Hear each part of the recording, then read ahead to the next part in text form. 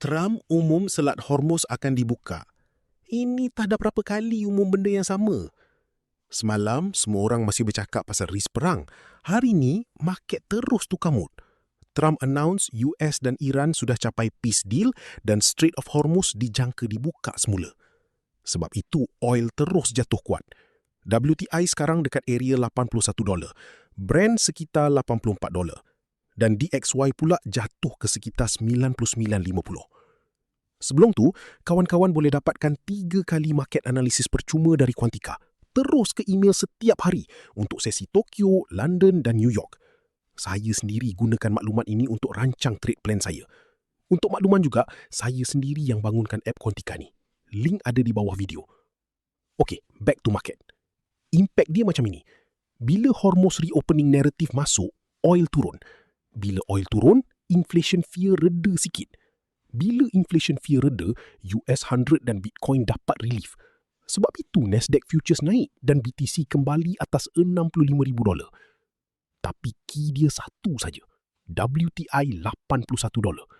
Kalau WTI break dan hold bawah $81, market mungkin terus pricing oil turun ke $78 atau $75. Tapi kalau WTI reclaim $84, hati-hati.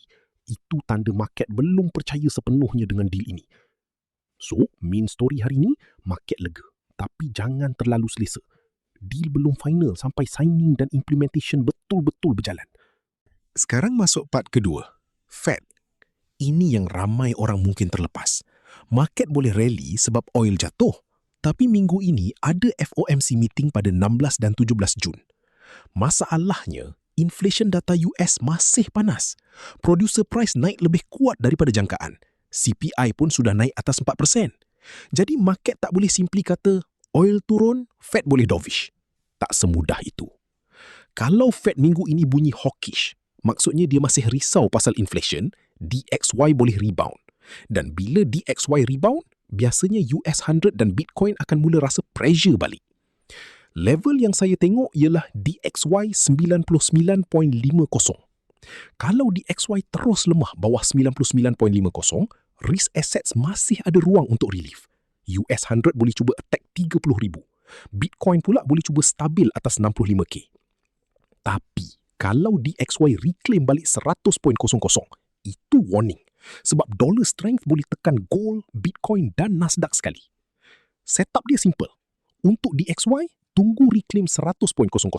Kalau confirm, target boleh pergi 101 sampai 102. Stop area 99.20. Untuk US 100 pula, jangan chase membuta tuli. Tunggu sama ada dia hold atas 30,000 atau reject semula. Kalau reject, itu tanda relief rally mungkin cuma short term squeeze. Jadi hari ini bukan market all clear.